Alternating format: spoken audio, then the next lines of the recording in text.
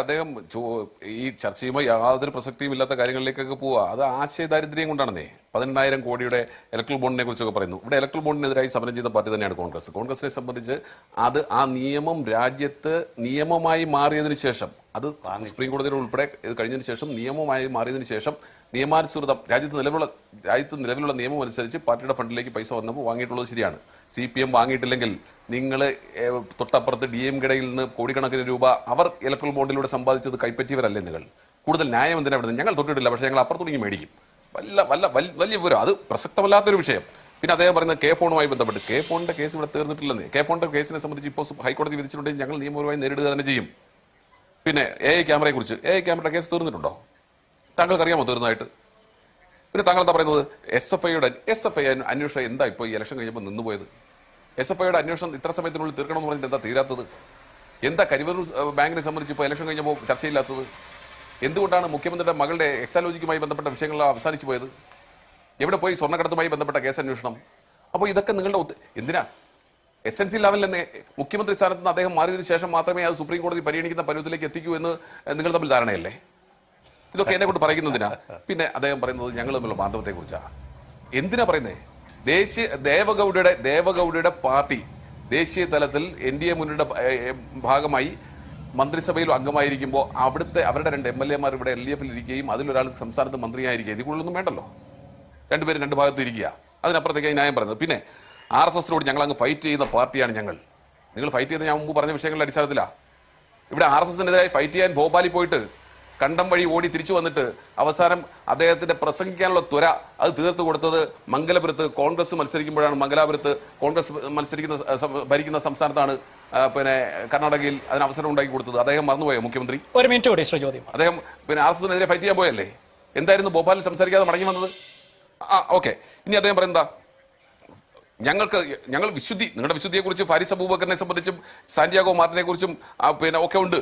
അത് EP ജയരാജനോട് ചോദിച്ച ബാക്കി കാര്യങ്ങൾ പറഞ്ഞിരുന്നു നിങ്ങളുടെ വിശുദ്ധിയെ സംബന്ധിച്ച്. പിന്നെ ഞാൻ പറഞ്ഞ് അവസാനിപ്പിക്കാം. ഇവിടെ സുജിത് ദാസിനെ സസ്പെൻഡ് ചെയ്തു. അദ്ദേഹത്തിന്റെ സംഭാഷണം പുറത്തു വന്നു എന്നാണ്. ADGPയെ സംബന്ധിച്ച് RSS നേതാക്കന്മാരുമായി കൂടിക്കാഴ്ച നടത്തിയതിനെ സംബന്ധിച്ച് അദ്ദേഹം സമ്മതിച്ചില്ലേന്നേ. ഞാൻ കൂടിക്കാഴ്ച നടത്തിയിട്ടുണ്ട്. നിങ്ങളുടെ രാഷ്ട്രീയ തീരുമാനം എന്താ? രാഷ്ട്രീയ തീരുമാനം എന്താ? നിങ്ങളുടെ രാഷ്ട്രീയ തീരുമാനം നന്നായി എന്നാണോ? അല്ല, ഇവിടെ UDF കണ്ടിരുന്നെങ്കിൽ നിങ്ങൾ എന്തുമാത്രം ചന്ദ്രഹാസനോട് ഇളക്കുമായിരുന്നു? ഒന്നും ചെയ്യാൻ പറ്റില്ല. അവിടെയാണ്. അതുകൊണ്ടാണ് കറക്റ്റ് താങ്കൾ പറഞ്ഞാൽ കറക്റ്റ്. അതുകൊണ്ടാണ് ഞങ്ങൾ പറയുന്നത് അവിടെ ADGP RSS നേതാക്കന്മാരുമായി കൂടിക്കാഴ്ച നടത്തിയത് മുഖ്യമന്ത്രിയുടെ നിർദ്ദേശാനുസരണമാണ്, മുഖ്യമന്ത്രിക്ക് വേണ്ടിയാണ്, മുഖ്യമന്ത്രിയുടെ കുടുംബത്തിന് വേണ്ടിയാണ്. മുഖ്യമന്ത്രി അറിഞ്ഞിട്ടാണ്. മുഖ്യമന്ത്രിക്ക് അറിയാമായിരുന്നു. കാരണം തൊട്ടടുത്ത ദിവസം അദ്ദേഹത്തിന് ഇന്റലിജൻസ് റിപ്പോർട്ട് കിട്ടി. അദ്ദേഹം മിണ്ടിയില്ല. എങ്ങനെ മിണ്ടാൻ പറ്റും? എടുക്കാൻ പറ്റുമോ? അദ്ദേഹം ഒരു കാരണവശാലും ADGP എന്ത് നിയമമാ ഞാൻ ചോദിക്കുന്നത്? ADGP ലോ ആൻഡ് ഓർഡറിനെ അവിടെ നിന്ന് അങ്ങോട്ട് മാറ്റി നിർത്തിയാൽ എന്താ തടസ്സം? എത്രയോ ആളുകളെ മാറ്റി നിർത്തുന്നുണ്ട്. ഞാൻ ചോദിക്കട്ടെ, പിന്നെ നമ്മുടെ പിന്നെ വിജിലൻസ് DGP ആയിരുന്ന പിന്നെ എന്താ അദ്ദേഹത്തിന്റെ പേര് ഞാൻ മറന്നുപോയി. ആ വിജിലൻസ് DGPയെ ഒറ്റ ദിവസം കൊണ്ടാണ് മുഖ്യമന്ത്രി വിളിച്ചു വരുത്തിയിട്ട് നിങ്ങൾ ലീവ് എടുത്ത് പോകാൻ പറഞ്ഞത്. ഒറ്റ ദിവസം കൊണ്ട് ലീവിൽ പ്രവേശിക്കാൻ ആവശ്യപ്പെട്ടു. അദ്ദേഹം പോയിട്ടുണ്ട്. അതിനുശേഷം എത്രയോ പേരെ 3-4 ദിവസം ഇരുന്നവരെ DGPമാരെ ADGPമാരെയും ഒക്കെ ട്രാൻസ്ഫർ ചെയ്യുന്നതിന് എന്താ തടസ്സമെന്നേ? ഇതൊക്കെ ആരോടാ പറഞ്ഞ് മനസ്സിലാക്കുന്നത്? എന്ത് വിവരക്കേടായി പറയുന്നത്? അവരെയൊക്കെ മാറ്റുന്നതിന് നിയമ തടസ്സമുണ്ട്. എന്ത് നിയമ തടസ്സമാണേ? ആരെയാ ബോധ്യപ്പെടുന്നത്? ആരോടാ സംസാരിക്കുന്നത്?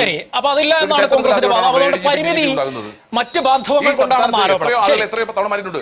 ഇവിടെ പറഞ്ഞ അവസാനിപ്പിച്ച ഇവിടെ 4 കേസുണ്ടായിട്ടും 4 അന്വേഷണങ്ങൾ അദ്ദേഹത്തിനെതിരെ നടന്നിട്ടും അദ്ദേഹത്തിനെതിരെ ഒരു ചൂണ്ടുവിരൽ അനക്കാൻ ഈ സംസ്ഥാനത്തിന്റെ മുഖ്യമന്ത്രിക്ക് ആർജവും ഇല്ലാതെ പോകുന്നത്. മുഖ്യമന്ത്രി അദ്ദേഹത്തിന്റെ കീഴടങ്ങിയിരിക്കുന്നു. ഇവിടെ മുഖ്യമന്ത്രി പണ്ട് വേറൊരു പ്രിൻസിപ്പൽ സെക്രട്ടറി പറഞ്ഞിട്ടുണ്ട്, എന്താ ഞാൻ പറയുന്നിടത്തെല്ലാം ഒപ്പിട്ടിരുമെന്ന്. ഇവിടെ ഇപ്പോ P ശശിയും ADGPയും പറയുന്നിടത്തെല്ലാം ഒപ്പിട്ട് കൊടുക്കാനും അവർ പറയുന്നതിന് വിനീതനായി നിൽക്കാനും മാത്രമേ മുഖ്യമന്ത്രിക്ക് കഴിയൂ. നമ്മുടെ മുമ്പിലുള്ള വിഷയം എന്താണ്?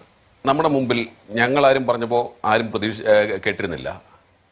പ്രതിപക്ഷം പറഞ്ഞപ്പോഴോ മറ്റേതെങ്കിലും പാർട്ടികൾ പറഞ്ഞപ്പോഴോ കേൾക്കാതിരുന്ന വിഷയങ്ങളെ സംബന്ധിച്ച് സർക്കാരിന്റെ ഭാഗമായിരിക്കുന്ന ഇടതുപക്ഷത്തിന്റെ സ്വതന്ത്ര MLA ആയി ജയിച്ച ഇടതുപക്ഷത്തിന്റെ പാർലമെന്ററി പാർട്ടി അംഗമായ PV അൻവർ തുടർച്ചയായി ആരോപണങ്ങൾ ഉന്നയിച്ചു.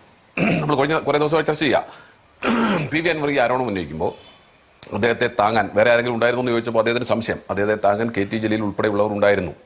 അത് ഫേസ്ബുക്കിലൂടെ ആയാലും അല്ലാതെ ആയാലും KT ജലീലും അതുപോലെ തന്നെ താങ്കൾ മുമ്പ് സംസാരിച്ച പോലെ മുൻ MLA ഉൾപ്പെടെയുള്ള പലരും അദ്ദേഹത്തെ സഹായിച്ചിരുന്നു. അദ്ദേഹം മുമ്പോട്ട് വെച്ച ആരോപണങ്ങൾ ഒന്നിന് പിറകെ ഒന്നായി അദ്ദേഹം ഓരോ ദിവസവും ആരോപണങ്ങൾ മുന്നോട്ട് വെച്ചു. അതിനെ സംബന്ധിച്ച് എഴുതി കൊടുക്കാൻ പറഞ്ഞു. ആദ്യം എഴുതി കൊടുത്തപ്പോൾ P ശശിക്കെതിരായിട്ടുള്ള ആരോപണങ്ങൾ അതിലില്ല എന്ന് പറഞ്ഞു. എങ്കിൽ ഞാൻ അതുകൂടി എഴുതരാമെന്ന് പറഞ്ഞ് അദ്ദേഹം വീണ്ടും എഴുതി കൊടുത്തു. അതൊക്കെ എഴുതി കൊടുത്തപ്പോൾ മുഖ്യമന്ത്രിക്ക് കൊടുത്തു, പാർട്ടി സെക്രട്ടറിക്ക് കൊടുത്തു. കേരളീയ സമൂഹത്തോട്, പൊതുസമൂഹത്തോട് പാർട്ടിയുടെ സംസ്ഥാന സെക്രട്ടറി MV ഗോവിന്ദൻ പറഞ്ഞതാണ് ഈ പറഞ്ഞ PV അൻവർ ഉന്നയിച്ചിരിക്കുന്ന ആരോപണങ്ങൾ ഗൗരവമുള്ളതാണ് എന്ന് പറഞ്ഞത് CPM-ന്റെ സംസ്ഥാന സെക്രട്ടറിയാണ്. LDF-ന്റെ കൺവീനർ TP രാമകൃഷ്ണനും ഇത് തന്നെ ആവർത്തിച്ചു. PV അൻവർ മുന്നോട്ട് വച്ചിരിക്കുന്ന പരാതി അത് പിന്നെ ആർക്കൊക്കെതിരെ ADGP-ക്കെതിരെ ഉള്ളതും P ശശിക്കെതിരെയും ഉള്ളത് അദ്ദേഹം ഉന്നയിച്ചിരിക്കുന്ന ആരോപണങ്ങൾ ഗൗരവമുള്ളതാണ് എന്ന് പറഞ്ഞിട്ടുണ്ട് എന്ന കാര്യത്തിൽ നമുക്ക് തർക്കമില്ലല്ലോ. അപ്പോൾ CPM-ന്റെ സംസ്ഥാന സെക്രട്ടറി തന്നെ ഇത് ഗൗരവമുള്ളതാണെന്ന് പറയുകയും തുടർന്ന് അതിന്റെ തുടർച്ചയായി പിന്നെ പ്രതിപക്ഷ നേതാവ് ശ്രീ VD സതീശൻ ADGP-യും RSS നേതാക്കന്മാരുമായുള്ള കൂടിക്കാഴ്ചയെ സംബന്ധിച്ചുള്ള വിവരങ്ങളും പുറത്തുവിട്ടു. ഇപ്പോൾ പറയുന്നത് പിന്നെ അദ്ദേഹത്തെക്കുറിച്ച് എന്തൊക്കെയോ പിന്നെ പ്രതിപക്ഷ നേതാവിനെതിരായി പറയുന്ന പരാമർശങ്ങൾ കേട്ടാൽ തലയ്ക്ക് സ്ഥിരതയില്ലാത്ത രീതിയിൽ സംസാരിക്കുന്നത് പോലെയാണ് അനിൽകുമാർ സംസാരിക്കുന്നത്. പ്രതിപക്ഷ നേതാവ് കേരളീയ സമൂഹത്തോട് വളരെ കൃത്യമായി പറഞ്ഞു, മുഖ്യമന്ത്രിക്കും മുഖ്യമന്ത്രിയുടെ കുടുംബത്തിനും RSS-ന്റെ സഹായം ലഭിക്കാൻ വേണ്ടി അതിന്റെ ഇടനിലക്കാരനായി ADGP പ്രവർത്തിച്ചിട്ടുണ്ട്. ഇപ്പൊ നോക്കൂ, ആ വിവരത്തെ സംബന്ധിച്ച് ഇപ്പോൾ അദ്ദേഹം പറഞ്ഞു പോയ ചില വാചകങ്ങൾ ഞാൻ കുറിച്ചെടുത്തിട്ടുണ്ട്. ഞാനൊന്ന് പറയട്ടെ. അദ്ദേഹം പറഞ്ഞെന്താ, മന്ത്രി ഓഫീസുകളിൽ നടന്ന കാര്യത്തെക്കുറിച്ച് ഞങ്ങൾ ജൈവ പ്രക്രിയയുടെ ഭാഗമായി ഞങ്ങൾ ഉൾപ്പെടുത്തി ഞങ്ങൾ പരിശോധിക്കും. മന്ത്രി ഓഫീസുകളെ കുറിച്ച് ഞാൻ പറഞ്ഞല്ലോ, അദ്ദേഹം പറഞ്ഞല്ലേ, മന്ത്രി ഓഫീസിൽ നടക്കുന്ന കാര്യങ്ങളെ സംബന്ധിച്ച് ഞങ്ങൾ ജൈവ പ്രക്രിയ, നല്ല പ്രക്രിയ. ഈ ADGP ഇത്തരത്തിൽ RSS നേതാക്കന്മാരെ കാണാൻ പോയതിന്റെ ഭാഗമായിട്ടുള്ള ഇന്റലിജൻസ് റിപ്പോർട്ട് മുഖ്യമന്ത്രിയുടെ ഓഫീസിൽ കിട്ടിയിരുന്നോ, മുഖ്യമന്ത്രി കിട്ടിയിരുന്നോ? അത് നിങ്ങൾ ഈ പറയുന്ന ജൈവ പ്രക്രിയയുടെ ഭാഗമാക്കിയിരുന്നോ? ആദ്യം പോയത് പോട്ടെ, രണ്ടാമത് പോയത് ജൈവ പ്രക്രിയയുടെ ഭാഗമാക്കിയിരുന്നോ? അത് മുഖ്യമന്ത്രി ഈ പാർട്ടി ഫോറത്തിൽ ചർച്ച ചെയ്തിരുന്നോ? പാർട്ടിയെ അറിയിച്ചിരുന്നോ? അതിനുശേഷം അദ്ദേഹം അതിനെക്കുറിച്ച് എന്തെങ്കിലും ഈ ADGP-യോട് ചോദിച്ചിരുന്നോ? Domestic enquiry നടത്തിയിരുന്നോ? അതൊന്നും ജൈവ പ്രക്രിയയുടെ ഭാഗമാകില്ലേ? അതോ മുഖ്യമന്ത്രിക്ക് അതിന്റെ ആവശ്യമില്ലേ? അപ്പോൾ ഞാൻ പറഞ്ഞു വന്നത്, മുഖ്യമന്ത്രിക്ക് അതിനെക്കുറിച്ച് അറിയാമായിരുന്നു. മുഖ്യമന്ത്രി മൗനം പാലിച്ചു, ADGP മൗനം പാലിച്ചു. ഏറ്റവും അവസാനം പ്രതിപക്ഷ നേതാവ് ഇതിനെക്കുറിച്ച് പുറത്തു. ഇതിനെക്കുറിച്ച് ഒരുപാട് ചർച്ചകൾ നടന്നു. ഇപ്പോൾ സംസ്ഥാനത്തെ ADGP ലോ ആൻഡ് ഓർഡറിനെതിരെ 4 കേസുകളാണ് എടുത്തിട്ടുള്ളത്. 4 അന്വേഷണങ്ങളാണ് നടക്കുന്നത്, അല്ലേ? ഒന്ന്, വിജിലൻസിന്റെ പ്രാഥമിക അന്വേഷണം നടക്കുന്നു. രണ്ടാമത്തേത് പൂരം കലക്കിയതുമായി ബന്ധപ്പെട്ട് അദ്ദേഹം തന്നെ അദ്ദേഹത്തിനെതിരായിട്ടുള്ള പരാതി അന്വേഷിക്കുന്നു. മൂന്നാമത്തേത് PV അൻവർ പുറത്തുവിട്ടിട്ടുള്ള അദ്ദേഹത്തിന്റെ ക്രിമിനൽ പശ്ചാത്തലത്തെ സംബന്ധിച്ച് അന്വേഷിക്കുന്നു. നാലാമത്തേത് RSS നേതാക്കന്മാരുമായുള്ള കൂടിക്കാഴ്ചയെക്കുറിച്ച് അന്വേഷിക്കുന്നു. ഇവിടെ അനിൽകുമാർ പറഞ്ഞു പോയ മറ്റൊരു വാചകം കൂടിയുണ്ട്. ADGP മുഖ്യമന്ത്രിയുടെ ഓഫീസിന്റെ ഭാഗമല്ല, സർക്കാരിന്റെ ഭാഗമല്ല എന്നൊക്കെയാണ് പറയുന്നത്. പിന്നെ എന്തിനാണ് ADGP RSS നേതാക്കന്മാരും തമ്മിലുള്ള കൂടിക്കാഴ്ചയെക്കുറിച്ച് അന്വേഷിക്കാൻ ഉത്തരവിട്ടത്? അപ്പോൾ പരസ്പര വിരുദ്ധമായ കാര്യങ്ങൾ ഇപ്പോൾ സംസാരിക്കരുത്. ഞാൻ വീണ്ടും പഴയതിലേക്ക് തിരിച്ചു വരാം. അപ്പോൾ സംസ്ഥാനത്തിന്റെ ലോ ആൻഡ് ഓർഡറിന്റെ ചുമതലയുള്ള ADGP-ക്കെതിരെ 4 തരത്തിലുള്ള അന്വേഷണങ്ങൾ ഈ സംസ്ഥാനത്ത് നടക്കുകയാണ്. അദ്ദേഹത്തെ ആ സ്ഥാനത്ത് തുടരുന്നതിൽ ആരൊക്കെ അതിർത്തി പറയുന്നത് 4 അന്വേഷണം. ഒന്ന്. രണ്ടാമത്തേത്, അദ്ദേഹത്തിനെതിരായി ആരൊക്കെയാണ് പിന്നെ പരാതി പറഞ്ഞിട്ടുള്ളത്? CPI. അദ്ദേഹത്തിനെതിരെ പറഞ്ഞിട്ടുള്ളത് പിന്നെ ഘടകകക്ഷികൾ മുഴുവൻ, RJD, NCP. അങ്ങോട്ട് പോകുന്നതിന് മുമ്പ് നമ്മൾ കേട്ടതല്ലേ, LDF-ൽ പോകുന്നതിന് മുമ്പ് ഞങ്ങൾക്ക് നിലപാടുണ്ട്. അവിടെ പോയപ്പോൾ മുഖ്യമന്ത്രി പറഞ്ഞു, ഇതൂടെ വേണമെങ്കിൽ അന്വേഷിക്കാം, RSS നേതാക്കന്മാരെ കണ്ടുകൂടി ഞാൻ അന്വേഷിപ്പിക്കാം എന്ന് പറഞ്ഞു. അവർ മിണ്ടാതെങ്കിൽ തിരിച്ചു പോരുന്നു. അതിനുശേഷവും പിന്നെ CPI-യുടെ നേതാക്കന്മാരെ തുടർച്ചയായി പരസ്യമായി പിന്നെ ശ്രീ പ്രകാശ് ബാബുവിന്റെ ലേഖനമുണ്ട്. ആ ലേഖനത്തിൽ ഒരു വാചകം വായിച്ചു പോകേണ്ടതുണ്ട്. ഒരു വാചകം ഞാനൊന്ന് വായിക്കാം. ആ ലേഖനത്തിൽ പറഞ്ഞിരിക്കുന്നത്, 2017 DGP തസ്തികയിൽ മാറ്റപ്പെട്ട പോലീസ് ഉദ്യോഗസ്ഥൻ, അതായത് TP സെൻകുമാറിന് അതേ തസ്തികയിൽ തിരിച്ചു കൊടുക്കേണ്ടി വന്നത് 2006 പ്രകാശ് സിംഗ് കേസിൽ സുപ്രീം കോടതി നിർദ്ദേശിച്ചിരുന്ന ഉന്നത ബ്യൂറോക്രാറ്റുകൾ അടങ്ങിയ പോലീസ് എസ്റ്റാബ്ലിഷ്മെന്റ് ബോർഡിന്റെ രൂപീകരണത്തെയും ശുപാർശകളുടെയും സാങ്കേതികത്വമായിരുന്നു. അത് സർക്കാരിന് തന്നെ പരിഹരിക്കാവുന്നതുമാണ്. ജനഹിതം മാനിച്ചുകൊണ്ട് സാങ്കേതികമായി മറികടക്കാനുള്ള രാഷ്ട്രീയ ഇച്ഛാശക്തി സർക്കാരിന് ഉണ്ടാകണം. ഇതേക്കുറിച്ച് പറഞ്ഞിരിക്കുന്നത് പ്രകാശ് ബാബുവാണ്. അപ്പോൾ എങ്ങനെയാണ് പറഞ്ഞ സെൻകുമാറിന്റെ കേസെന്ന് ഇതിൽ വിഭിന്നമാകുന്നതെന്ന് ഇപ്പോൾ ബോധ്യമായല്ലോ. ഞങ്ങൾ പറയുന്നതല്ല, CPI പറഞ്ഞതാണ്. അപ്പോൾ ഞാൻ പറഞ്ഞു വന്നത്, ഈ ADGPക്കെതിരെ 4 അന്വേഷണം നടക്കുന്നു. LDFലെ ഘടകകക്ഷികൾ മുഴുവൻ അദ്ദേഹത്തിനെതിരാണ്. അദ്ദേഹത്തിന്റെ CPMന്റെ സംസ്ഥാന സെക്രട്ടറി തന്നെ ഇദ്ദേഹത്തിനെതിരായി പരസ്യമായി പറഞ്ഞിട്ടുണ്ട്. LDF കൺവീനർ പരസ്യമായി പറഞ്ഞിട്ടുണ്ട്. മുഖ്യമന്ത്രി ഒഴികെ CPMലെ മുഴുവൻ നേതാക്കന്മാരും ADGP ആ സ്ഥാനത്ത് തുടരുന്നതിന് എതിരുമാണ്. വസ്തുതകൾ ഇതായിരിക്കെ കഴിഞ്ഞ ദിവസം LDF യോഗം ചേർന്നപ്പോൾ മുഖ്യമന്ത്രി പറഞ്ഞു അതുകൂടി അന്വേഷിക്കാം. എന്താ അന്വേഷിക്കുന്നത്? ഇന്നിപ്പോൾ ഉത്തരവിട്ടിരിക്കുക അന്വേഷിക്കാൻ. എന്താണ്? ADGP RSS നേതാക്കന്മാരുമായി കൂടിക്കാഴ്ച നടത്തിയതിനെ കുറിച്ച് അന്വേഷിക്കും. ഒരു ജയകുമാറിന് നോട്ടീസ് കൊടുത്തു എന്നും നിങ്ങളുടെ മാധ്യമം റിപ്പോർട്ട് ചെയ്യുന്നുണ്ട്. ഞാൻ അവിടെ വീണ്ടും ആവർത്തിച്ച് ചോദിക്കുക, കാരണം കുറേ ദിവസമായി ചോദിച്ചുകൊണ്ടിരിക്കുക. ഒരാൾ മറ്റൊരാളെ കാണുന്നതിന് എന്താണ് നിയമ തടസ്സം? അതിനപ്പുറത്തേക്ക് അവർ തമ്മിൽ സംസാരിച്ച എന്താണെന്ന് DGP ചോദിച്ചറിയേണ്ട ആവശ്യകത എന്ത്? പറഞ്ഞില്ലെങ്കിൽ എന്ത് ചെയ്യും? അല്ല, ഇതിനകത്ത് ജ്യോതികുമാർ ചാമക്കാല കേസെടുത്തുള്ള അന്വേഷണമൊന്നുമല്ല. കേസെടുത്ത് അന്വേഷിക്കാൻ എങ്ങനെ പറ്റും നിയമപരമായി എന്നൊരു ചോദ്യം കൂടിയുണ്ട്. ഇതിനകത്ത് രാഷ്ട്രീയ പരിഹാരമാണ് തേടുന്നത്. ആ പരിഹാരം എന്താണെന്നാണ് കോൺഗ്രസ് പറയുന്നത്.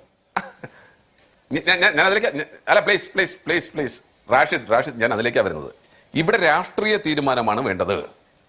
സംസ്ഥാനത്ത് ഇടതുപക്ഷം ഭരിക്കുമ്പോൾ RSSന്റെ നേതാക്കന്മാരെ ക്രമസമാധാന ചുമതലയുള്ള സൂപ്പർ DGP എന്നറിയപ്പെടുന്ന ADGP കാണാൻ പോയതിനെ സംബന്ധിച്ച് നിങ്ങളുടെ മുന്നണിയിലുള്ള എതിരഭിപ്രായം നിങ്ങൾ പരസ്യമൊക്കെ നമ്മൾ കേട്ടതല്ലേ?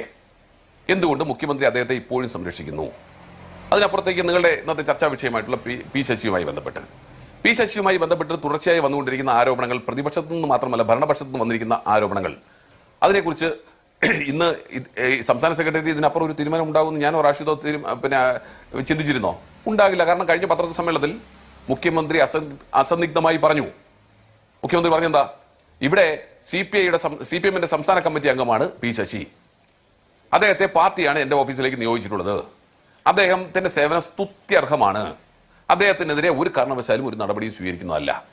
അങ്ങനെ പറഞ്ഞതിന് ശേഷം പാർട്ടി സംസ്ഥാന സെക്രട്ടേറിയറ്റ് കൂടിയാൽ MV ഗോവിന്ദനോ അല്ലെങ്കിൽ TP രാമകൃഷ്ണനോ അല്ലെങ്കിൽ ഏതെങ്കിലും പോളിറ്റ് ബ്യൂറോ മെമ്പറോ ഇതിനെതിരായി പറയുമെന്ന് ഞാനോ റാഷിദോ ചിന്തിച്ചെങ്കിൽ നമ്മൾ മണ്ടന്മാരല്ലേ? അപ്പോൾ ഇത് തന്നെയാണ് പോലീസ് അന്വേഷണത്തിലെയും ഗതി. ഈ 4 അന്വേഷണം നടക്കുമ്പോഴും ഈ 4 അന്വേഷണത്തിലും ഇവിടെ പി ശശിയെ പ്രൊട്ടക്ട് ചെയ്തതുപോലെ മുഖ്യമന്ത്രിക്ക് ADGPയോടുള്ള നിലപാട് വ്യക്തമാക്കിയിട്ടുണ്ട്. ആ നിലപാട് വ്യക്തമാക്കിയതിനു ശേഷം മുഖ്യമന്ത്രി അന്വേഷിക്കാൻ പറഞ്ഞാൽ ഏത് DGP ആണ് ഈ പറയുന്ന മുഖ്യമന്ത്രിയുടെ താല്പര്യത്തിന് വിരുദ്ധമായി അന്വേഷിക്കുന്നത്? ഏത് DGP അന്വേഷിക്കുക? അപ്പോ DGPയെ ചുമതലപ്പെടുത്തിയിരിക്കുന്നു. പൂരം കലക്കിയതുമായി ബന്ധപ്പെട്ട് ADGP കൊടുത്ത റിപ്പോർട്ട് സ്വാഭാവികമായിട്ട് അവിടുത്തെ പ്രതിസ്ഥാനത്തുള്ളതും ADGP തന്നെയാണ്. റിപ്പോർട്ടിന് മേളിൽ എന്തോ ഒരു കുറിപ്പ് വെച്ച് കൊടുത്തു എന്ന് കേൾക്കുന്നു. ഏതായാലും ആഭ്യന്തര സെക്രട്ടറിക്ക് പോയിരിക്കുന്നു. ആഭ്യന്തര സെക്രട്ടറി ആ ഫയലിൽ എന്ത് എഴുതുന്നു നോക്കട്ടെ എന്നാണ് മുഖ്യമന്ത്രി ഇന്ന് മന്ത്രിസഭയിൽ പറഞ്ഞത് നമ്മൾ കേട്ടത്. അപ്പൊ ഞാൻ പറഞ്ഞു വന്നത്, ഇവിടെ LDFനെ മുഖ്യമന്ത്രിക്ക് വിശ്വാസമില്ല, അല്ലെങ്കിൽ LDFന്റെ തീരുമാനം മുഖ്യമന്ത്രി നടപ്പാക്കാൻ തയ്യാറല്ല, പാർട്ടിയിലെ തീരുമാനം നടപ്പാക്കാൻ മുഖ്യമന്ത്രി തയ്യാറല്ല. മറിച്ച് ഇവിടെ 2 പേരെ മുഖ്യമന്ത്രിക്ക് വിശ്വാസം ഉണ്ടായിരുന്നുള്ളൂ. 3 പേരെ ഉണ്ടായിരുന്നു. ഒന്ന് PV അൻവർ ആയിരുന്നു. ഇപ്പൊ അദ്ദേഹം പോയി. ബാക്കി 2 പേരിൽ മാത്രമാണ് മുഖ്യമന്ത്രിക്ക് വിശ്വാസമുള്ളത്.